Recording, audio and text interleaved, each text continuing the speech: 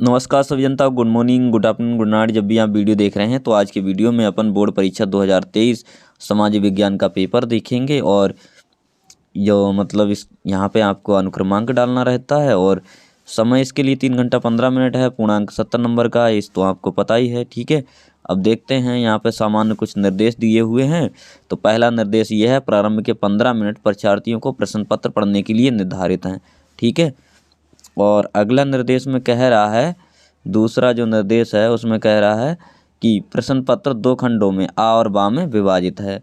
और तीसरे निर्देश में कह रहा है कि खंड आ में 20 अंक के बहुविकल्पीय प्रश्न हैं। इन प्रश्नों में सही विकल्प का चयन कर OMR उत्तर पत्रक में भरिए, यानी कि आपको OMR शीट में भरना होगा सही विकल्प का चयन करके। ठीक है, उसके बाद चौथा हमें कह रहा है खंड बा 50 अंक का, इसमें लघुत्तरीय प्रश्न और द्विगुत्तरीय प्रश्न एवं मानचित्र संबंधी प्रश्न है, यानी कि मानचित्र भी है इसमें। ठीक है, पाँचवें में कह रहा है प्रत्येक प्रश्न के निर्धारित अंक उनके सम्मुख अंकित किए गए हैं। ठीक है, तो ये तो थे कुछ निर्देश। अब देखेंगे सीधे प्रश्न, है ना। तो पहले प्रश्न हमारे यही हैं, खंड आ में वास्तुनिष्ठ यानी कि बहुविकल्पीय प्रश्न हैं। तो बहुविकल्पीय हमारा पहला प्रश्न है, नेपोलियन का संबंध किस देश से था। देखो इसके लिए 1 अंक निर्धारित किया गया है इधर। ठीक है, तो जर्मन, इटली, फ्रांस और इंग्लैंड। ठीक है, 4 ऑप्शन दिए हुए हैं। तो हमारा यहाँ पर जो नेपोलियन है वो फ्रांस से संबंधित है, तो ऑप्शन जो है गा वाला सही हो जाएगा। ठीक है, अगला प्रश्न देखते हैं, दूसरा वाला, करो और मरो का नारा किसने दिया। तो यहाँ पे सुभाष चंद्र बोस दिए हैं और चंद्रशेखर आज़ाद और भगत सिंह और गांधी जी। तो यहाँ पे हमारा गांधी जी वाला सही हो जाएगा, करो और मरो का नारा गांधी जी ने दिया था। ठीक है, अब बढ़ जाते हैं आगे, सबने अवज्ञा आंदोलन कब चलाया गया। ठीक है, तो सबने अवज्ञा आंदोलन यहाँ पर सन दिए हैं 1920 और 1927, 1930 और 1935। तो यहाँ पर सन 1930 वाला सही हो जाएगा, यानी कि सबने अवज्ञा आंदोलन 12 मार्च, ठीक है, 1930 में चलाया गया था, 30। ठीक है, तो याद रख लीजिएगा, सबने अवज्ञा आंदोलन 12 मार्च 1930। तो यहाँ पे सन है 1930, यानी कि जो हमारा ऑप्शन गा वाला सही हो जाएगा। ठीक है, आगे बढ़ते हैं। उसके बाद कह रहा है, कपास की खेती के लिए किस प्रकार की मृदा उपयुक्त है ना, कौन सी मृदा उपयुक्त है, यानी कि ठीक मानी जाती है। ठीक है, तो काली मिट्टी और हमारे ऑप्शन में दिया है लाल मिट्टी, पीली मिट्टी, जलोढ़ मिट्टी। ठीक है, तो कपास की खेती के लिए काली मिट्टी लाभकारी मानी जाती है, यानी काली मिट्टी में ही कपास की खेती अच्छी होती है। ठीक है, तो काली मिट्टी को आप टिक कर लेंगे। उसके बाद है, हिंद स्वराज पुस्तक के लेखक, है ना। तो यहाँ पे पटेल जी दिए हैं और बाल गंगाधर तिलक जी हैं, महात्मा गांधी और बोस। ठीक है, सुभाष चंद्र बोस। तो यहाँ पे हमारा सही ऑप्शन है गांधी जी। ठीक है, महात्मा गांधी जी ने मतलब हिंद स्वराज पुस्तक लिखी थी, तो इसके लेखक हैं महात्मा गांधी। ठीक है, बढ़ते हैं आगे, क्वेश्चन क्रमांक 6, यानी कि 20 नंबर के बहुविकल्पीय प्रश्न हैं, है ना। तो 20 क्वेश्चन हैं ये। तो छठवां क्वेश्चन है, निम्नलिखित में से किस राज्य में सीढ़ीदार खेती की जाती है। तो यहाँ पर राज्य का नाम बताना है। तो यहाँ पे पंजाब दिया है, हरियाणा दिया है, उत्तर प्रदेश और उत्तराखंड। तो सीढ़ीनामा खेती जो है उत्तराखंड में की जाती है, क्योंकि इनमें से जो पहाड़ी इलाकों वाला क्षेत्र कौन सा है, उत्तराखंड। तो उत्तराखंड में पहाड़ी क्षेत्र है, तो वहाँ सीढ़ीनामा खेती की जाती है ना। उसके बाद हमारा 7वां क्वेश्चन है, निम्न पड़ोसी देशों में मानव सूचांक, मानव विकास के लिहाज से किस देश की स्थिति भारत से बेहतर है। ठीक है, तो यानी कि मानव विकास के लिहाज से इनमें से कौन सा देश ऐसा है जिसकी स्थिति भारत से बेहतर हो। तो यहाँ पे बांग्लादेश है, नेपाल है और पाकिस्तान, म्यांमार। तो यहाँ पे बांग्लादेश की जो स्थिति है वो भारत से बेहतर है ना। भारत जो है मानव सूचांक के लिहाज से 131 नंबर पे आता है, यानी कि विकास, मानव विकास के मामले में। ठीक है, और जो बांग्लादेश है 129वें नंबर पे आता है, यानी कि बांग्लादेश जो है पहले आता है, भारत उसके बाद में आता है। ठीक है, तो भारत की स्थिति बांग्लादेश की अपेक्षा खराब है। तो स्थिति किसकी अच्छी है, बांग्लादेश की स्थिति जो है भारत से अच्छी है। ठीक है, बेहतर का मतलब अच्छी। उसके बाद प्रश्न संख्या 8 है ना, सुंदरबन राष्ट्रीय पार्क किस राज्य में कर रहा है। तो असम, उड़ीसा और पश्चिम बंगाल और मध्य प्रदेश। तो ये भी पश्चिम बंगाल में है। ठीक है, कहाँ है, पश्चिम बंगाल। तो बंगाल वाला ऑप्शन यानी कि गा वाला सही हो जाएगा। उसके बाद अगला है हमारा, निम्नलिखित में से किसे औसत आय भी कहते हैं। ठीक है, ये सारे क्वेश्चन 1 अंक वाले हैं। ठीक है, तो कुल आय या राष्ट्रीय आय, प्रति व्यक्ति आय, उपयुक्त सभी, तो यहाँ पे ऑप्शन गा वाला है। प्रति व्यक्ति आय को हम औसत आय कहते हैं। ठीक है, तो अगला हमारा क्वेश्चन है, यानी क्वेश्चन क्रमांक 10 है। ठीक है, भूमि एक संसाधन है। ठीक है, 1 अंक वाले में है, बहुविकल्पीय वाले हमारे प्राकृतिक, मानव निर्मित या फिर सौर ऊर्जा से निर्मित। उसके बाद कह रहा है इनमें से कोई नहीं, तो हमारा ऑप्शन ए वाला सही हो जाएगा, मतलब का वाला, प्राकृतिक। ठीक है, भूमि कैसा साधन है? प्राकृतिक संसाधन है। ठीक है, तो प्राकृतिक बारे पे आप टिक कर लें, जो भूमि है वो प्राकृतिक संसाधन है। ठीक है, अगला हमारा क्वेश्चन क्रमांक 11 देखते हैं। निम्नलिखित में से किस राज्य में काली मिट्टी पाई जाती है? ठीक है, काली मिट्टी कहाँ पाई जाती है? झारखंड दिया है, गुजरात दिया है, राजस्थान और बिहार। तो यहाँ पे हमारा ऑप्शन का वाला सही है, गुजरात में काली मिट्टी पाई जाती है। यहीं कपास की खेती होती है ना। अगर आपसे पूछ लिया जाए कपास कहाँ होती है, तो भैया कपास जो है काली मिट्टी में ज़्यादा होता है ना। तो काली मिट्टी गुजरात में पाई जाता है इनमें से। तो ठीक है, अगला क्वेश्चन है 12। विश्व व्यापार संगठन की स्थापना कब हुई? विश्व व्यापार संगठन की स्थापना यहाँ पे 1 जनवरी 1995 में होती है। तो ये वाला ऑप्शन हमारा सही हो जाएगा, 1 जनवरी 1995 में। खा, ऑप्शन खा सही है। ठीक है, उसके बाद नेपाल में लोकतंत्र की स्थापना कब हुई? है ना, 1 नंबर के हैं ये सारे क्वेश्चन। तो यहाँ पर सन दिया 2005, 2006, 2008 और 2009 दिया है यहाँ पे। ठीक है, तो 2008 में लोकतंत्र की स्थापना होती है। ठीक है, 2008। ठीक है, अब देखते हैं अगला क्वेश्चन, क्वेश्चन क्रमांक हमारा 14। ठीक है, यानी कि श्रीलंका में निम्नलिखित में कौन सा बहुसंख्यक वर्ग है? यानी कि श्रीलंका में बहुसंख्यक वर्ग कौन सा है जिसकी संख्या ज़्यादा हो? तो यहाँ पर तमिल, ईसाई, सिंगली और मुस्लिम। ठीक है, तो यहाँ सबसे ज़्यादा श्रीलंका में है सिंगली, सिंगलियों की संख्या ज़्यादा है। ठीक है, लगभग 74% सिंगली हैं वहाँ पे, 18% तमिल लोग हैं, 7% वहाँ पर ईसाई लोग हैं। ठीक है, मान के चलिएगा।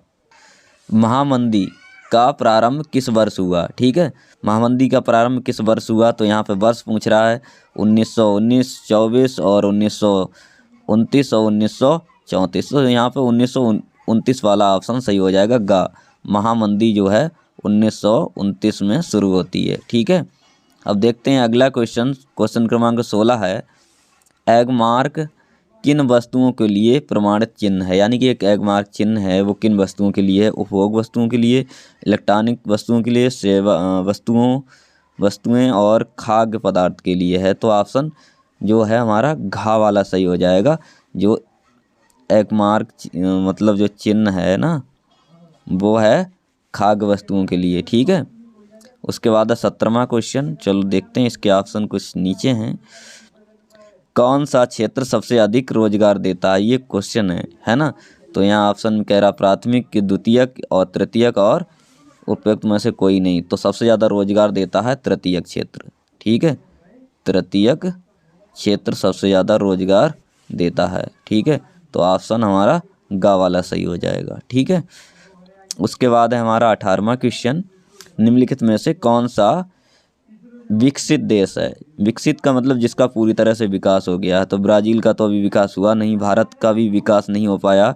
ठीक है, तो यहाँ ऑप्शन हमारा गा सही हो जाएगा, फ्रांस। बांग्लादेश का भी नहीं हुआ। तो ये सारे कैसे हैं? गलत हैं। ठीक है, तो हमारा कौन सा ऑप्शन सही है? फ्रांस वाला। ठीक है, उसके बाद देखेंगे क्वेश्चन नंबर 19। भारत में मताधिकार की आयु, यानी कि मताधिकार मतलब वोट डालने की आयु भारत में कितनी है? 18 वर्ष है। आप सभी जानते होंगे, है ना। अगर आपकी आयु 18 वर्ष है तो आपका जो है वोट बन जाएगा। ठीक है, यानी कि मताधिकार मिल जाएगा आपको, यानी कि अपना मत प्रदान करने के, वोट डालने का अधिकार मिल जाएगा। तो 18 वर्ष आयु है। ठीक है, उसके बाद देखते हैं क्वेश्चन क्रमांक 20। ठीक है, बहुविकल्पीय में हमारा लास्ट है। हेमेटाइट का संबंध किस खनिज से है? यहाँ पे तांबा दिया है, बॉक्साइट दिया है, सोना दिया है और लौह अयस्क। तो हेमेटाइट का संबंध लौह अयस्क से है। ठीक है, किससे है? लौह अयस्क। ठीक है, तो हमारा ऑप्शन गा वाला सही हो जाएगा। ठीक, अब खंड खा आ जाता है सीधे। ठीक है, पहले ही पढ़ा था, हमारा 2 भागों में पेपर विभाजित है। अब खंड खा में क्वेश्चन दिए हैं, ये 4 अंक वाले हैं। देखो ये यहाँ 4 अंक हैं, है ना। ठीक है, तो पहला ही क्वेश्चन है, रॉलेट एक्ट के खिलाफ चले आंदोलन का दमन किस प्रकार किया गया। यानी कि जो रॉलेट एक्ट का खिलाफ जो आंदोलन चल रहा था वो सरकार ने आंदोलन को कैसे दमन किया, कैसे रोक दिया था। ठीक है, और इसके अथवा में एक क्वेश्चन दिया है, ये अथवा वाला। ठीक है, अथवा का मतलब है ये, या तो ये वाला कर लो आप, या इसके नीचे जो अथवा में दिया है ये वाला, राजनीतिक दल और दबाव समूह में अंतर लिखिए। ठीक है, इन दोनों में से एक करना है कोई सा। उसके बाद है क्वेश्चन क्रमांक 2, भारत में कृषि क्षेत्र की समस्याएं लिखिए। ठीक है, तो भारत में कृषि क्षेत्र की समस्याएं बहुत सारी हैं, है ना, तो आप इन्हें बता देंगे। अगला क्वेश्चन है इसी के अथवा में। ठीक है, अथवा का मतलब है दूसरा वाला करो या इसके अथवा वाला करिएगा। ठीक है, इसमें कह रहा है विश्व व्यापार संगठन से आप क्या समझते हैं। ठीक है, और तीसरा क्वेश्चन है पूना पैक्ट पर किसके हस्ताक्षर हुए, उसकी 2 शर्तें लिखिए।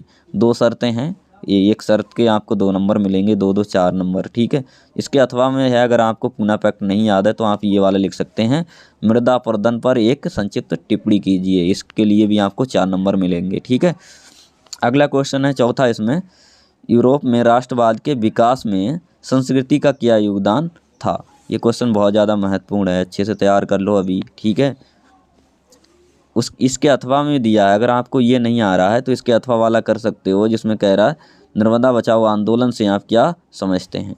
ठीक है, तो ये क्वेश्चन भी 4 अंक के थे।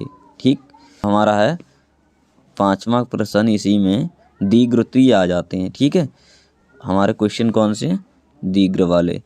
दीर्घवृत्तीय में हमारा 5वां है। ठीक है, कह रहा भारत में राष्ट्रवाद के उदय के प्रमुख कारण क्या थे। तो राष्ट्रवाद भारत में कैसे उदय हुआ, है ना, उसके कारण क्या थे वो बताने हैं आपको। ठीक है, तो राष्ट्रवाद के उदय में संस्कृति, भाषा वगैरह इन बहुत सारे कारण होते हैं जिसकी वजह से होता है ना। राष्ट्रवाद का मतलब देश प्रेम होता है। ठीक है, अपने देश के प्रति लोग जागरूक कैसे। इसके अथवा में दिया है महामंदी के कारणों की व्याख्या कीजिए। ठीक है, या तो आप राष्ट्रवाद वाला लिख देंगे, राष्ट्रवाद के कारण, है ना, या फिर ये महामंदी वाला लिख देंगे। उसके बाद 6वां क्वेश्चन है आंदोलन तथा दबाव समूह के प्रभाव किस प्रकार सकारात्मक होते हैं। ठीक है, तो ये 6 अंक का है। इसके अथवा में क्वेश्चन दिया है गांधी जी की नमक यात्रा का वर्णन कीजिए।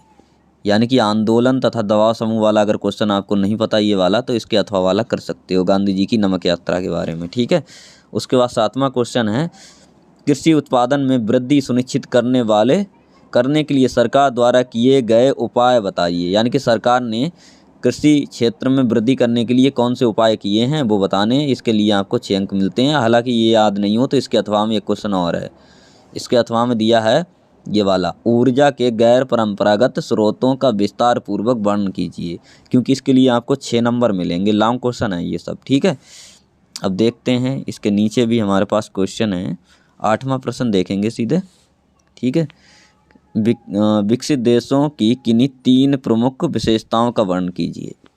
यानी कि जिनका विकास पूरी तरह से हो गया है उनकी विशेषताओं के बारे में बताना। आपको 6 नंबर मिलेंगे। अगर आपको नहीं पता है तो इसके अथवा में आ जाते हैं। अथवा में दिया है भारत में वैश्वीकरण के प्रभावों का विस्तार पूर्वक वर्णन कीजिए। तब मानचित्रकार है हमारा क्वेश्चन क्रमांक 9। ठीक है, तो देखते हैं यहाँ पे 2 खंड दिए हैं का और का मतलब इसके।